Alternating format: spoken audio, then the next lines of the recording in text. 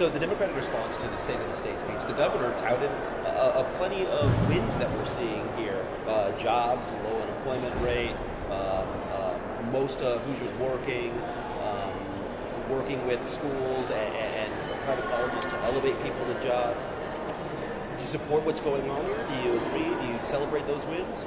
Yeah, many of the things the governor talked about, Democrats are fully on board with. And I'll mention two of the priorities he mentioned tonight working forward into the future on. And one is teacher pay, and the other is hate crimes. And both of these issues are crucial to our state for different reasons. Of course, on teacher pay, we're losing talent left and right in our state right now. So we are hand in hand with him to work to come up with a funding solution for that issue. He came up with a new idea tonight. What we've seen from the Republican caucus until today was no new funding for teacher pay. So I'm hopeful that the governor is willing to spend some political capital to get that done. We'll see how that plays out. That plan was pretty lofty to really not only take teachers from a low point in Indiana, but to make it the state that teachers want to come to. Is that reaching for the stars, or is it within reality? I think that's a great goal. I don't think what we heard tonight will get us there. $70 million per annum above and beyond just increasing for inflation is not going to get us there. We're too far behind for that to make that big of a difference. It will help. So we're moving in the right direction. To be the state where teachers want to come to, we're going to have to do a whole lot more in terms of funding, pay, but also policies. We've been hitting teachers left and right with new policies that aren't translating to student outcomes, but are making teachers' jobs much more difficult. Does that include testing? That's absolutely part of it, yeah. So what would you like to see change when it comes to that part?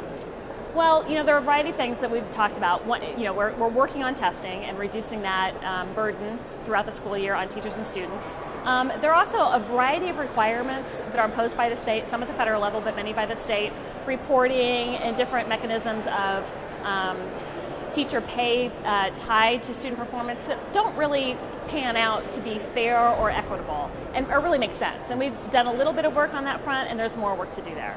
Let's talk about the other issue, talking about the hate crime legislation and Indiana taking so long to get a law like this on the books when other states are ahead of the game here. Yeah. So I was thrilled to hear the governor call this a priority.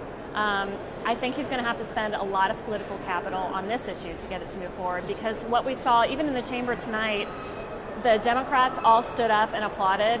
We didn't see that on the other side of the aisle. The governor's going to have to work within his own party to get enough support to get a real hate crimes bill through that will translate to the benefit we need to see, that we are a welcoming state, that businesses see us that way, that talent we'd like to recruit to our business and industry see us that way as well. We are definitely hurting from an economic development perspective because of a lack of hate crimes. We have to get there.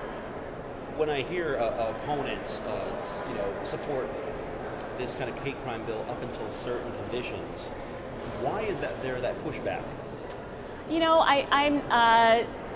There are some more socially conservative folks who don't want to support hate crimes for gender equality or other specific call-outs, that what we hear again from the business community are really important to make it a true hate crimes bill that has teeth and can be used if a hate crime occurs in Indiana.